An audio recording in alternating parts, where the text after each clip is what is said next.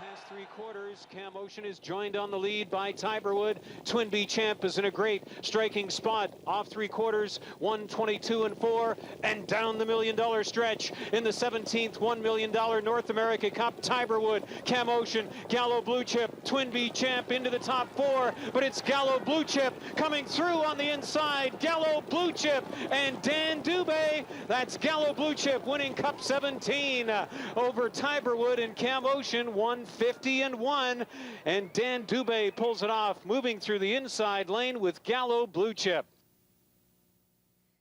Remembering the great Gallo Blue Chip, I'm Elisa Blow along with Chad Rosamond this Thursday evening, and just watching that kind of gave me the goosebumps all over again. I remember that night at Woodbine back in 2000 when he won the NA Cup. What a career he had. I mean, $4.3 million in earnings, and he lived the good life, Chad. Yeah, at the time of when he retired, he was the richest standardbred of all time. Winnow Foyle, again, has gone on since to surpass that, but it was just such a great career, and a lot of big memories right here. Just there, of course, you mentioned the NA Cup, but then later on in the fall at Mohawk ended up being the Breeders' Crown victory. He also had a Canadian Pacing Derby in 2001. I mean, he won the Meadowlands Pace. He was a who's who in harness racing, and, you know, he's lived a long life, but it's sad that he's gone. Well, 28 years old. I mean, that is a great life for any horse. You know, they're living a lot longer, and he did great things too after his racing career was done as well, Chad, because he was a gelding, so obviously he didn't go on to do anything in the breeding shed, but he was an ambassador for harness racing. I hear that they took him all over the place in New York to you know, promote harness racing, and there's even a scholarship in his name as well. Yeah, owner Martin Scharf did a whole lot with the horse and giving back, and like you say, the scholarship, and you know, going to different events, and like you say, he was just an ambassador. So it's just a lot of fun. But yeah, certainly one of our titans of the track, as he's been called in the past, that we'll miss. That's for sure. 28 years old. So again, we will miss him, and I'm sure a lot of people got introduced to harness racing through Gallo Blue Chip. Now, we talked, of course, off the top. Kenny had mentioned what a nicer night it is tonight. I was here on Saturday with Randy when we had to cancel after the third because that track just turned ice. Yeah, it was icy. Then they worked on it a lot Sunday. They continue to work on it on Monday. And what they've basically been doing is cutting it up, right? And then continuing to put that water that's got some salt in it that'll just sort of help to melt that away. So we rushed through the races pretty good on Monday, but got through it fine. But interesting to note, the front end was not holding up. And I just wonder if maybe that inside was deep and horses that were cutting the miles just got a little bit too tired, you know, so that's what it looked like. But yeah, out there tonight, I mean, we can almost call it a balmy 7 below. Yeah, it's only -7. Right? What's that? You know, and the other thing too is I think now our friends down in the United States understand this a little bit more because it's pretty cold down in places like Texas, Louisiana, Florida getting snow as well. Like 6 and 7 inches of snow in places where they've never even seen it. I saw a video today. I have to have a laugh. I saw a video today of workers in Florida trying to salt a road. So basically what they had was a pickup truck, 2 guys sitting on the tailgate with some salt going. I saw a video of a guy out with one of those pink Himalayan salts from Costco. No. Yeah. Like just the small little, you know, inside serving size and he's doing this on certain parts of ice, but whatever floats amateurs. Your boat. Yeah, right? Yeah, you don't know nothing like us Canadians and how to deal with this. I mean, like we said, -6, that's just normal around these parts. Yeah. So our horsemen and horses, of course, happy to be out here. And, of course, fittingly, we have a race tonight called the Blizzard. We continue on with that. That goes as races 2 and 8 on tonight's program. 10 races in store for you. And a pick 6 carryover as well. Yeah, so it wasn't a huge pool on Monday, but it carried over. I'm just trying to think of we had a bunch of upsetters on Monday anyway, because pick 5s are paying great throughout the night. But yeah, 5,700 plus in carryover money. So it's something in there. It'll seed that pool. And then, of course, all the new money, just a 15% takeout. Yep, and that'll start for you in race number 4 on tonight's program. Alrighty, we got 10 races to get through, Chad, so let's get started. Race number 1 on tonight's card. First race is where we kick off the $75,000 guaranteed pick 5. We're on the trot in the opener. 5-year-olds and younger non-winners of 1. And we have 9 to compete in here. I think a lot of people are obviously going to take a look at this inside horse, that being Muscle Branch for top Todd Ratchford and Matt Bax showed some front end speed back on January the 16th and maybe got a little bit tired late. But she was the favorite on that day, and she'll try and come back and defeat this 9-horse, Mr. Jazzman, who's taking quite a bit of early support off of the break last start. Yeah, and one thing that the line doesn't show from Mr. Jazzman is he was going to the front, and he was almost there and then made a break. He actually got back into contention, but it was an extended break. I think I counted strides. It looked like he was kind of right at 25, but it placed him all the way back to last in that spot. But he's a horse that has been getting closer. Now, how aggressive can they be with him coming in off of the break, right? You don't want to be heading to the qualifiers. As for Muscle Branch in this spot, I reached out to Matt Bax and I said, can you tell me anything about what happened with Muscle Branch last time? Because she got everything her own way on the front. It didn't look like any kind of a greenness thing because it was her first time cutting a mile. He just said simply, she wears flip-flops. The track was, although it listed as fast, there was snow worked into it. It's actually pretty deep with some snow. And just simply a track she wasn't grabbing. Well, that's the other thing, too. That's actually a really great note. But the other thing, too, is if you look at some of these other horses, like, let's say the first-time starter in this race, technically a first-time starter, and that's the 7, Numero Dix. Now, he's qualified a couple of times, and he was second in the qualifier, but with a 2-second variant in the snow, really. So tonight, he's going to get an opportunity to race on a pretty fast track. And another horse that comes out of that same qualifier that has a lot of experience is the 2, Century Genie, who now makes the first start in the Gary Kinshot outfit. Yeah, and hasn't raced since 2023. Right, I so know. It's been So off for a long time, so kind of tough on there. So we've got question marks in this race for sure. Matt, by the way, did say he's expecting a much better performance tonight from Muscle Branch. So, if anybody wants to back her, I could see that. I think she's a win candidate. I think Mr. Jazzman is. But I'm trying to price on Spice Tricks here. Second start, Etzel. Second start after missing a month. That first race here, although he had to, just as Kenny called it in the race, he had to finesse him around the last turn. He threw a shoe in that race. Right. I don't know where. So obviously that's not going to help his gait any. But he's got a better draw here tonight if he doesn't mind looking at the starter. Sometimes that'll bother them.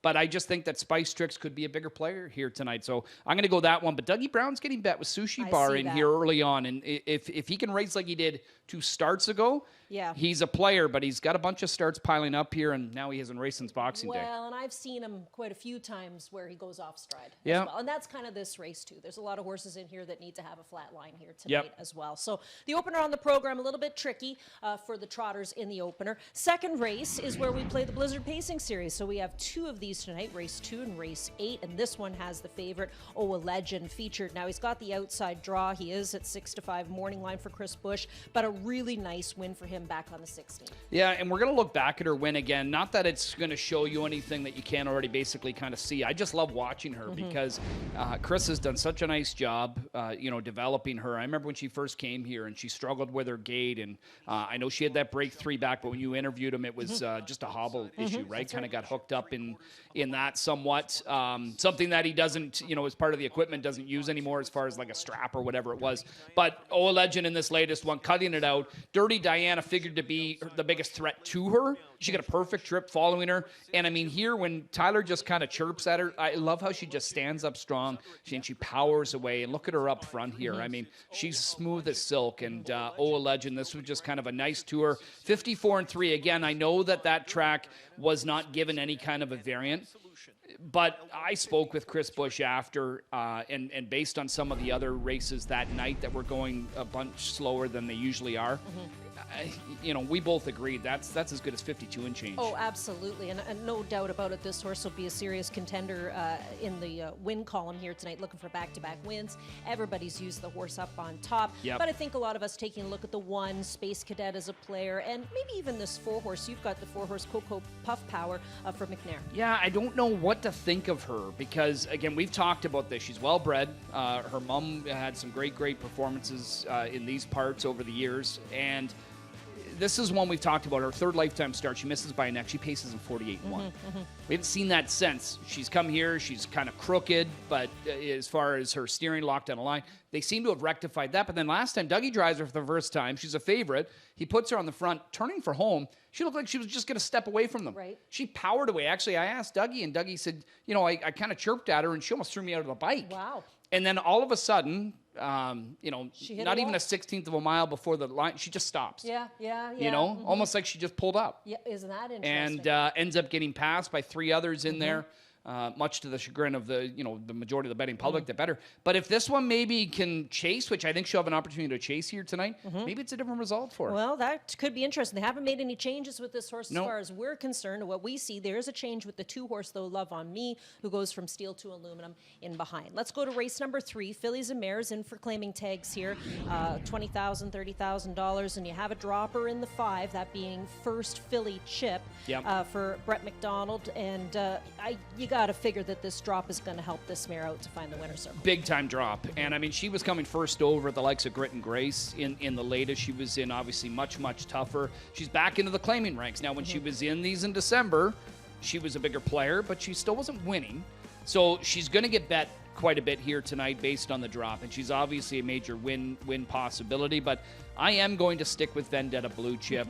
Really liked her in that final of the pop-up series. Tyler Jones got her into contention. She ended up being third over, but it was Doug McNair. He got the second over trip with fancy lettering, and that just that much of a jump on this one ended up being enough. And Vendetta Blue Chip still raced well, but she just wasn't able to go by. I think tonight she bounces back. I think she gets back to her winning ways here. I was here on the 9th when she won that night, and I mean, she's just a really neat mare, and she's tiny. Like a pocket rocket, we'll call her, right? She's a really neat horse for Mike Bishop.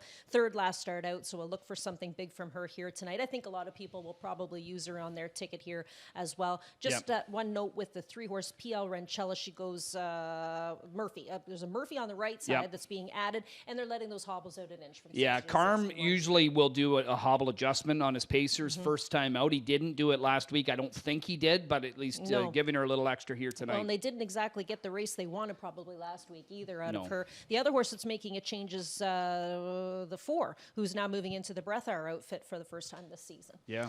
Let's go to the 4th race to kick off the Pick 6, and a reminder, we have a carryover in that event, so the Pick 6 will be seated with over $5,700 as we take a look at the Pacers here in for claiming tags, $25,000. We have a new horse in the mix coming in from Century Mile, that being the 7, Panda Beer, great name. The 5, Century Jazz for Trevor Henry and Shane Barrington. I never like to leave these guys off my ticket because they're a pretty winter. deadly duo. Yeah, no, this is a race where it could go a bunch of different ways. Aragonite's going to get play naturally. This is going to be an easier spot. I mean, he had won back-to-back in this level. However, his last couple, he's just not been all that effective. He got roughed up in the one race, then he ended up making a break at the start in the other, had some broken equipment at the end. I think the judge report, if I remember correctly, said knee boot. So not sure how much of an effect anyway that would have been, but he's had a couple of weeks off. Carm's great at retooling. Aragonite could come up with a big effort. I wouldn't be surprised in here. For Panda Beer, I hope it's not... I'm going to pay for it just watching him. I want to watch and evaluate. See him. Yeah. But the way he was racing and then all of a sudden to win, he built up a big lead and then held on in that race. I know we got a driver change in there, but it was almost one of those typical kind of, you're selling. Yeah. Do you know so what you I better mean? get into the winner's circle. This horse is sold. He's going to be going to somebody new because Jake just got him now. Let's go down the road and see what we got. And they ended up getting a win for the Connections. Wow. I went Fiscal Policy. A couple of those recent third-place efforts have been good. I know he doesn't show gate speed, but he's got an inside draw. I just hope that maybe they mix it up here somehow and he can come on the end of it. I really think that Fiscal Policy's got upset potential in here. Well, and then if memory serves me correct, Always Be Melman, that race that he won on January 9th, he had to work really hard to get that win. Well, he got it set up for him, though, because Dakota Center, remember, got just tortured on the outside. Never saw the inside and raced his eyeballs out, and Always Be Melman. He had to work, and he was digging, trying to get up, and he just got up over that one. Yeah, exactly. And then, maybe a little bit of a bounce effort last start out, but we'll see what he does here tonight. I would probably include him in my ticket if I'm playing the Pick 6. The 5th race on the program is, again, $20,000 claimers. Lots of claiming races on tonight's program. I wouldn't be surprised to see some shopping going on tonight's card as well. Hurricane Cheyenne comes in off of an easy win on January the 17th, winning by almost 10 lengths. But I think the other thing, too, that I had found out back on January 16th, I was talking to Mike Kwiatkowski, and I had mentioned it to Randy on last Saturday's program. mentioned that we left quite a lot of his horses off our picks for the last couple of weeks because he had mentioned there was something kind of going through the barn. And then it seems like the horses are starting to get much better. He thought everything was kind of cleared out of the barn, and the horses have been racing better. This horse, Cheddar, I think he was maybe even a little disappointed with the third place effort because he thought he had him in a really good spot. I wouldn't be surprised to see him come back with a good race here tonight as well. So I went with this 5 because, geez, I mean, the win last time. How do you not get excited about that? I love to try and beat a favorite if I can, but I'm looking at this race and the way that he raced at this same level against a lot of the same horses. I mean, he throttled them. I know. And I mean, he was the only one strong on the end of it. Do you know what I mean? So how do you not? To me, how does he not come back? Now, you're talking claiming. This is a well-bred horse. It's only 5, doesn't have a ton of money on his card. I think there will be claims entered on him if somebody thinks that, you know what, he's physically fine, he looks great to me, we're going to go with him. Because they didn't move him up. They're going to keep him in here. I think Hurricane Cheyenne does end up getting some attention in the claiming game, but I mean, he's going to be a short price.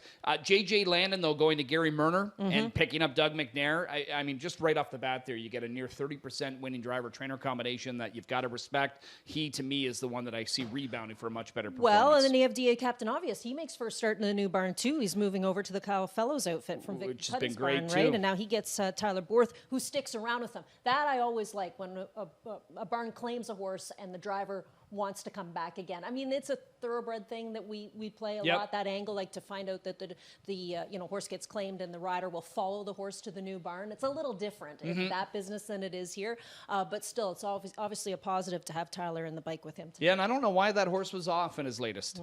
It's not like he was roughed up by any means, in my opinion. D.A. Magic Mike was the one that was going to Kyle. Phil Hudon drove him. He got parked, and then he just pulled away from them. But just an off night, but we think he'll rebound too. Yeah, and you can have those here and there, especially when we're talking about claimers. They're not going to be... This time of year, too, the cold, right? All of a sudden, it'll toss you off. You got that. Yeah. Race number 6 is a trotting event. This is where we kick off the late pick 5, and we have a couple of scratches in this race. The 3 and the 8 are both out, Stormont Friendly, and the 8 Philly Boo. Doesn't affect, I think, a lot of our selections because most of us are probably looking at the outside horse, the Herb Holland horse, Industrialist, with Billy Davis driving.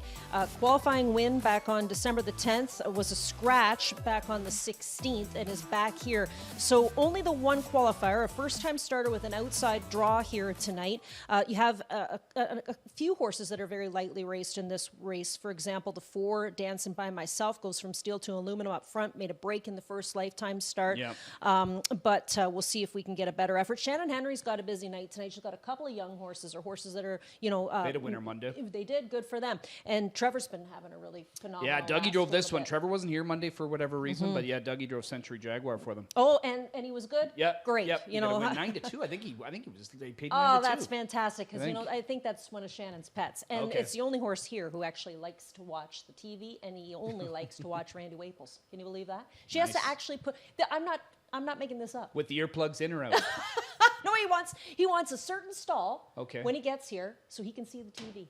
Unbelievable. And I know she's probably pulled out a whole bunch of her hair over that horse over the last little bit, but great to see him back in the winner's circle. So yeah, she's got this mega generous in this race who I used here tonight, but I think Herb's horse, I'm kind of excited to see what this Muscle Hill's all about. Yeah, I was loving Industrialist last week. I was surprised actually to see it was a judge's transportation. I don't think Herb's too far away from here, but it could have been anything. Could have broke down trail or whatever it may be. But Industrialist now gets to make the debut, and we're going to actually, so great call here by the producer. I know this was supposed to be our second replay, but we're going to go now and just continue to focus on him because I love what I see from him. I mean, it's the time's nothing to write home about, 2, 3, and 3, but it's the way that he does it. I mean, he races rather professionally in here. I mean, he sits patient in that 3-hole. Dougie jumps it off in the turn. Actually, I want to say that might be Numero Dice, who we'll see earlier on, who bounced back. But anyway, Industrialist here. I mean, once Billy shows him clear track, he's got a nice big stride. Looks like he's got a good size to him, and he'll just kind of pull away. 28 seconds on the end of it. And again, the early fractions were not taxing by any means. However, to put in 28 seconds is solid, right? So this guy's going to get play, and he's definitely helped by the scratches of 3 and 8 because now he's suddenly Moves in in. a spot that's not too bad. Now, a horse that I actually don't mind here tonight is a Matt Bax trainee that Matt's going to drive again. I'm fine with that. Now, he's a 3 near the back right now. It's his debut. It's a horse that's had a bunch of breaks. He's a Green Manalishi. We know how hot that sire was in the first year. And to me, he has got some trot along the inside. But he got, one of these kind of protected trips here because obviously the main goal is we got to keep him trotting. We got to try and teach him. So Justin Turcotte goes down to the inside. That forces Matt to kind of put on the brakes, come to the outside. He right lines him. He's not asking him whatsoever. But watch this here on the run out. And just see close enough here. So here's Bax on the far outside. You can see in the black and yellow. I mean, this thing's just going to continue to kind of trot up and trot by horses with momentum. I really liked what I saw from him on the end of it. Some of those horses have come out of that race to do some nice things, including Mega Generous, who made a break in the stretch there. Then he was third adding the trotting hobbles next start. I know it's a reach for me on Close Enough because I do like Mega Generous. I do like Industrialist in here, but few times tonight I'm going to try a big price. Take it. 10 to 1 going for the home run. I think it's a great selection, and I really appreciate you putting up that replay as well because that helps out a lot too. I like what they were doing late with that horse in the run out. Let's go to the seventh race on the cards where we kick off the late pick 4, and these are lower end claimers, $8,000 claimers in this spot, taking the 10 horse The Colt out. That gets us down to a field of 9. What I do like about these lower end claimers sometimes is the fact that you'll run into horses that are hard knockers. Yeah. Horses like Keystone Tenacious. He's a 21-time winner. He's bankrolled almost $500,000 in his life. He's 10 years old now, and he doesn't race a ton anymore, but he picks up checks. He pays for himself. He's probably a good babysitter in the barn. You got KJ Owen. He's 11 years old. He's had 47 wins in his career. I mean, we look at some more senior veterans, choreographers, a horse that so many of us have been watching for years and years. Giddy Up Max. He's getting a little longer in the tooth now at 8 years old, but these guys all keep trying. Yeah, no, they do. And all of us here are looking for kind of the same rule to apply that happened last week. Last week in this classification, Serial Killer and Garnet Barnsdale, sharp pick on his part, because this horse you end up getting a price on. He was coming out of a claiming handicap. Right. Going into a claiming condition. And we've heard Randy talk about it. We see it ourselves too.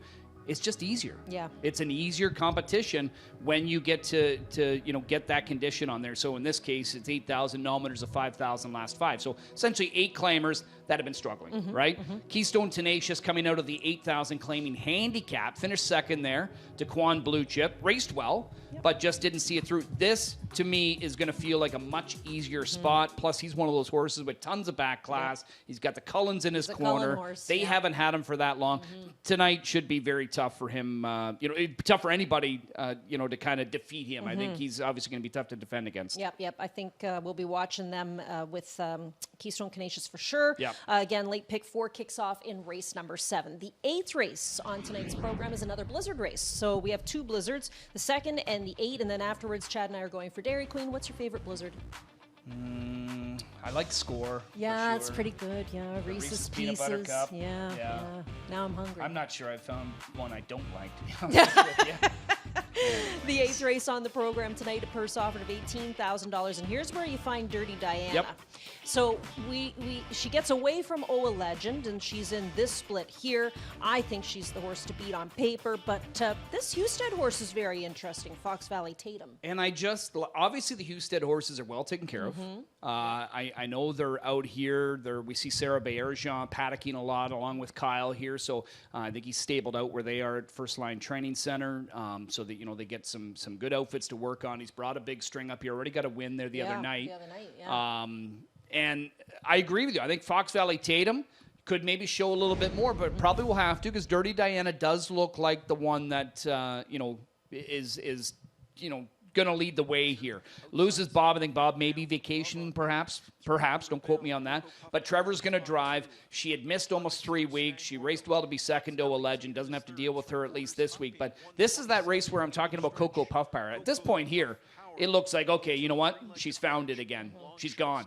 Well, then all of a sudden she starts to get a little leg weary, and you can see Doug starts to, kind of urge her a little bit. and then she almost just pulls up, Wow, basically. wow. Yeah, this is amazing that you could get beat from there, right? It finishes fourth from there. Do you know what I mean? Like, and she just gave it up She late. stopped. And for Fox Valley Tatum, she had to scratch. It was, Kyle wasn't able to travel with this one coming up, from Indiana, and you'd be west on the 401, like coming in through Windsor and weather was stuff. just And the weather, horrible. Yeah. horrendous. So she would have maybe been better had she had that start in her on January the 3rd, but she raced well. I think she'll be stronger here tonight.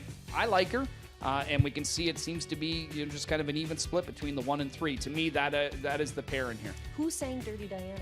Michael Jackson. Of course. Yeah. I was just trying to see. It was a trivia question. No. See, now, Done. if I had asked Jeff, Dirty I think Diana. I think maybe it's 50-50 Jeff gets it. Wouldn't you say? Yeah, I can see Jeff singing that. You can? Yeah, why not? Why not? I think we should have Jeff sing that. Okay. Next time he's Next here. time we're doing karaoke, we'll put him up for that. Yeah. Do you know how all summer long I had to listen to him sing, "I take my whiskey neat." That song. Oh, Is man. that a country song? Oh, well, he was like, "There's this new song on the radio." I'm like, "Ooh, Jeff, that's been out for a while Has now." Jeff ever drank a whiskey? That's what I said. Do you I know know- what a I know whiskey he's more of a neat beer is? guy, Do you but- know what a whiskey neat is? And he didn't know. So, yeah, we still have to educate him. Yeah. 9th race where we kick off the late double. We're looking at claimers 8 up to $11,000. Here's where we find Serial Killer off of that nice win back on January the 16th. Lions King going first start off with a claim. Very interesting. Claimed at Flamborough Downs from longtime conditioner Amanda Fine, who's had him for a while. Yep. Moves into the Malik Smith outfit here, and Malik claims horses, and he's sharp off the claim. So I thought I'd better toss this guy in. Tons of back class. He very well could win in here tonight. Comes in with pretty good form, but can he come back here and translate It's a that different recent thing, success? Because he's been enjoying Flamborough, but he's obviously feeling good right now. So I don't mind the pick that you've got there at all. Quan Blue Chip, he could very well double up. Ended up having him last time. Trevor gave him a perfect trip. Knew he needed to leave out of there to be able to be closer, and it just worked out to perfection. But I ended up going to an 11-year-old myself. That's what I said. Speaking of songs, isn't that like a Ray Charles song? Didn't he say something like That's that? what I said. Yeah, right? I think so. Anyways. Yep. Or No, what I say. We're That's close what it is. enough. Okay, Now, there's yeah. another one Jeff wouldn't know. Yeah. Give me a pass, Luke. Yeah. But you know what? This guy's raced pretty well his last couple of starts, and now it's a shorter field. Hopefully that means that Billy says, you know what, tonight after going from off the pace in his latest, we're going to go forward again tonight. And if that's the case, I think that's what I said could come up with what would be his 42nd career win. You know what's interesting? We've talked a lot about Bill Davis tonight. He's sitting on some live ones. Yeah, and Billy's been fitting in just fine. He's been fitting in just fine.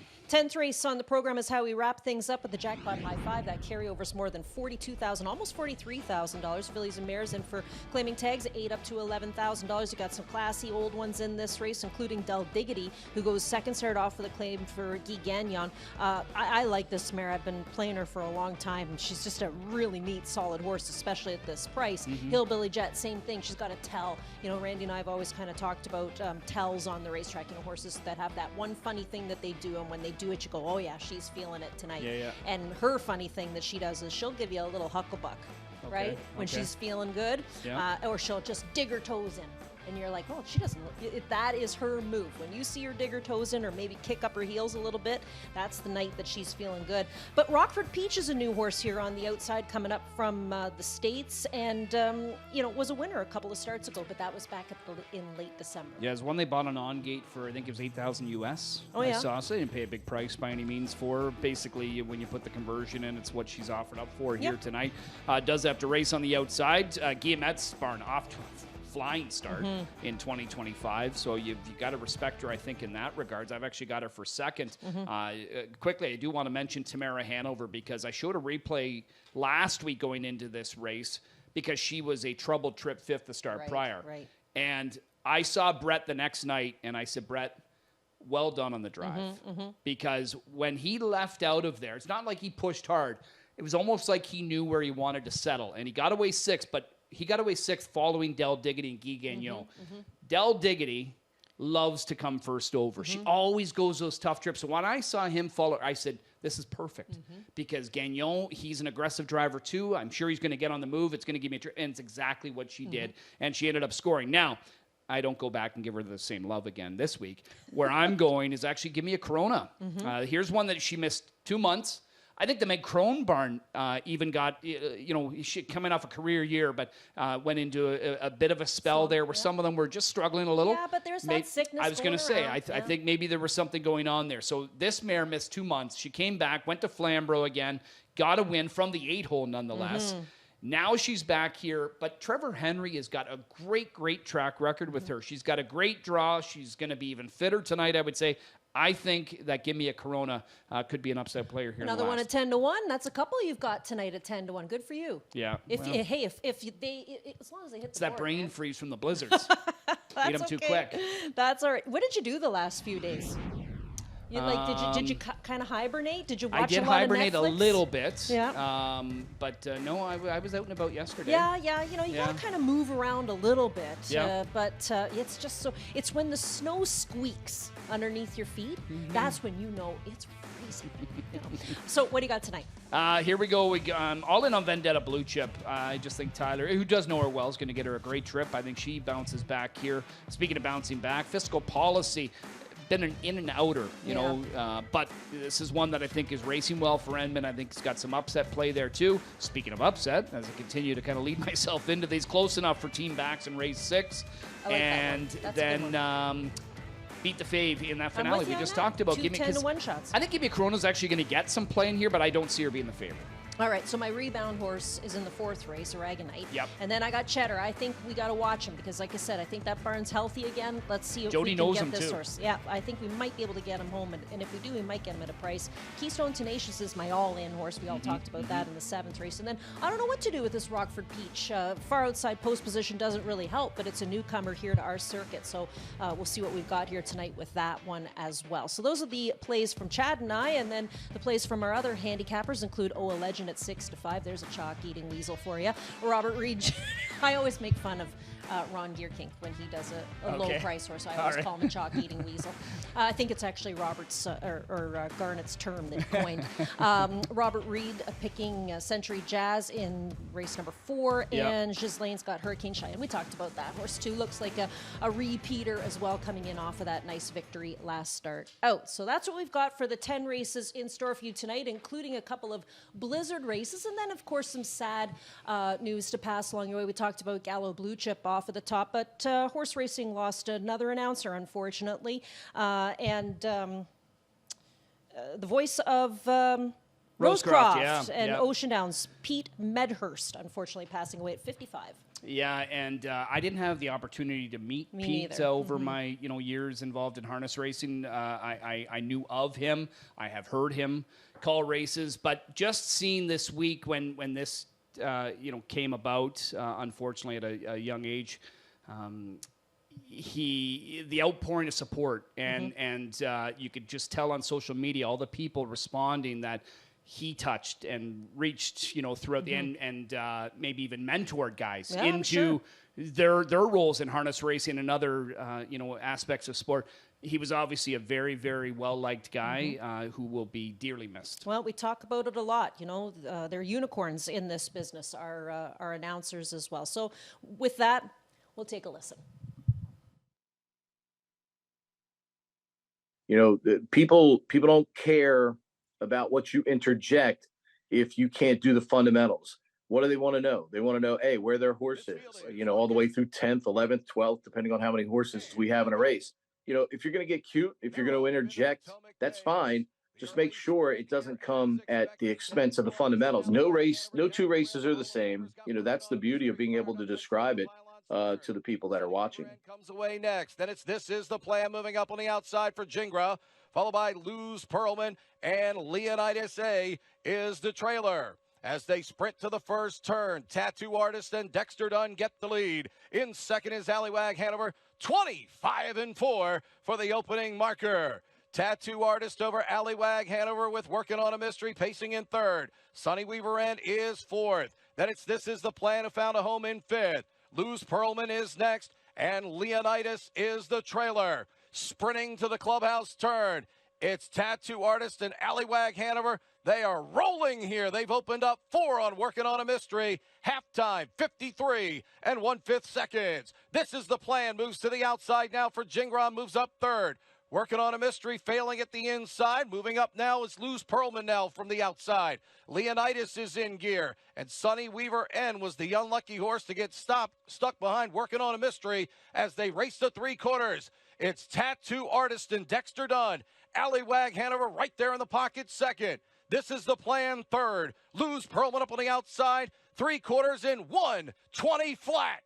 Tattoo Artist, Allywag Hanover. This is the plan. Luz Pearlman, Leonidas is into fifth. As they come to the top of the stretch, two of the best in the world ready to square off. Tattoo Artist, the outside, Allywag Hanover. Allywag Hanover coming on the outside. Allywag Hanover and Todd McCarthy to win the Potomac Pace in 1:46 and 4. That's a new Rosecroft track record.